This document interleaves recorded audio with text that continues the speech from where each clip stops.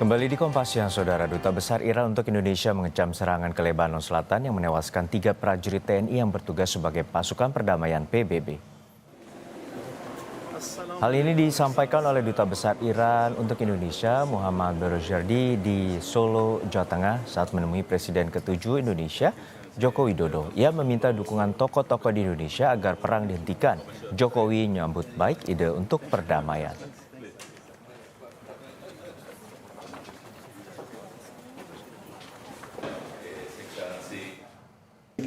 هیچ قوانین و اصول اخلاقی و بین المللی رو رعایت نمیکنه در جنگ.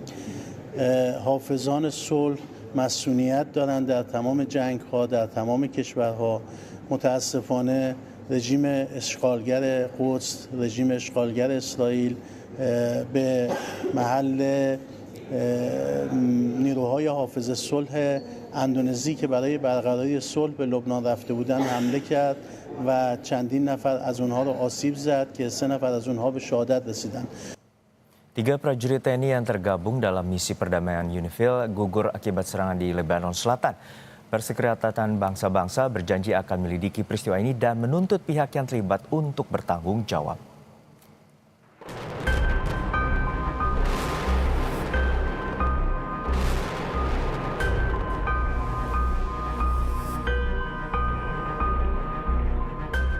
Kian memanasnya ketegangan Israel Hizbullah di perbatasan Lebanon menjadi sorotan dunia usai serangan ke markas pasukan perdamaian PBB UNIFIL. Total 3 prajurit TNI gugur di Lebanon, 2 diantaranya Praka Farizal Ramadan dan Sertu Muhammad Nur Ikhwan. Mereka gugur menjelang akhir masa tugasnya yang dijadwalkan pulang ke Indonesia pada Mei. Sebelum mengemban misi perdamaian UNIFIL di Lebanon Selatan, Praka Farizal bertugas di Yonif 113 Jaya Sakti di bawah Brigif 25 Siwa Kodam Iskandar Muda, Biren, Aceh. Keluarga di Kulon Progo masih menantikan kabar pemulangan jenazah Farizal yang akan dimakamkan di dekat makam kakeknya. Praka Farizal meninggalkan istri dan seorang anak yang baru berusia 2 tahun. Sementara Sertu Ikhwan sebelum insiden sempat mengirim pesan ke istrinya mengucapkan terima kasih. Terakhir kali Sertu Ikhwan pulang ke rumah sekitar bulan Agustus tahun lalu saat kelahiran anak pertamanya. Rencananya tugas di Lebanon selesai bulan Mei mendatang. Berusaha berpikir positif tentang suami saya.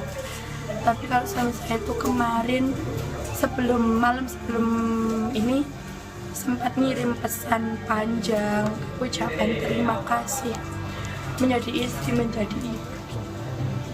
Sangat baik, beliau sangat baik, sayang keluarga, sangat baik. Saya nggak ada memandang buruk sama beliau, dia orang baik. Panglima TNI Jenderal TNI Agus Subianto memastikan prajurit TNI yang gugur saat bertugas bersama pasukan perdamaian di Lebanon akan segera dipulangkan. Panglima TNI memastikan prajurit yang gugur di Lebanon akibat serangan Israel akan diberikan hak-haknya, mulai dari kenaikan pangkat luar biasa, asuransi Asabri senilai 350 juta rupiah, hingga beasiswa sekolah untuk anak prajurit TNI yang gugur sebesar 30 juta rupiah. Gaji juga akan diberikan penuh 100% selama 12 bulan beserta tabungan hari tua terhitung dari yang bersangkutan bertugas di militer. Hal itu diungkapkan Panglima TNI saat mengunjungi keluarga prajurit yang gugur, Kapten Infanteri Zulmi Aditya Iskandar di Cimahi, Jawa Barat. Gugurnya prajurit-prajurit terbaik yang dimiliki oleh TNI yang sedang melaksanakan misi perdamaian di wilayah Lebanon. Akan segera kita urus pemulangan ke Indonesia, sedang diurus oleh Komandan PMPP dan Komandan PMP akan segera berangkat ke sana. Sudah ada di rumah sakit, sudah dirawat dengan baik dan kita doakan semuanya cepat pulih. Semuanya kan kita KPLB kan. Serangan mematikan pasukan perdamaian PBB di Lebanon UNIFIL dikecam seluruh kalangan dunia. Sekjen PBB Antonio Guterres mengutuk serangan Israel di dekat markas besar UNIFIL di Naqoura yang menyebabkan gugurnya 3 prajurit TNI yang bertugas dalam misi perdamaian. Pernyataan Guterres disampaikan dalam konferensi pers selama KTT ASEAN di Vientiane pada hari Jumat. Guterres juga mengatakan, serangan melanggar hukum humaniter internasional sehingga pasukan penjaga perdamaian harus dilindungi oleh semua pihak yang terlibat dalam konflik. Insiden ini tidak dapat ditoleransi dan tidak boleh terulang. Obviously, I condemn the fact that there was shooting against the UN premise, wounding 2 peacekeepers, which is a violation of international humanitarian law. Peacekeepers must be protected by all parties of the conflict. And what has happened is obviously condemnable. There was naturally a reaction from many sides in solidarity with the peacekeepers that were wounded and in telling Israel very clearly that this incident is intolerable and it cannot be repeated. Selain itu, dalam keterangannya Wakil Sekjen PBB untuk Operasi Perdamaian, Jean-Pierre Lacroix, mengatakan 2 pasukan perdamaian Indonesia tewas lebih awal. Keduanya tewas ketika ledakan mengenai konvoi logistik UNIFIL dekat Bani Hayan di sektor timur.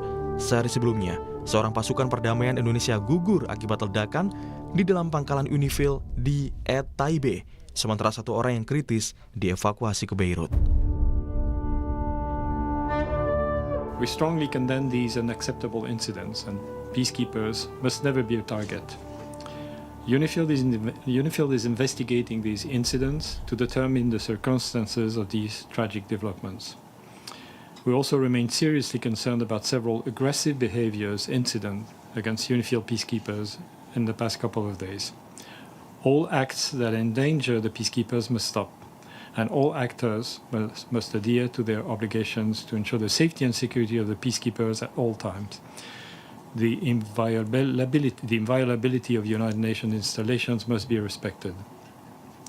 Our peacekeepers remain on the ground, carrying out Security Council mandated tasks in these extremely dangerous conditions. You can imagine that they are constrained in what they do, but they continue to do whatever is possible for them to. Perwakilan tetap Indonesia untuk PBB Umar Hadi menuntut Dewan Keamanan PBB untuk melakukan penyelidikan dan menindaklanjuti kasus tewasnya 3 prajurit TNI di UNIFIL. Dirinya juga menegaskan bahwa pelaku harus dimintai pertanggungjawaban secara hukum dan serangan terhadap penjaga perdamaian tidak boleh terulang. We demand the Security Council to keep abreast of the investigation and to immediately follow up the results. We demand that the perpetrators must be held legally accountable. Immunity must not become the standard, and attacks against peacekeepers must not be repeated nor tolerated. We also demand a firm guarantee from all parties involved, including Israel, to uphold their obligations under international law, to immediately cease attacks and aggressive behavior that endanger UN personnel and property, and to refrain from any action that further escalates the hostilities.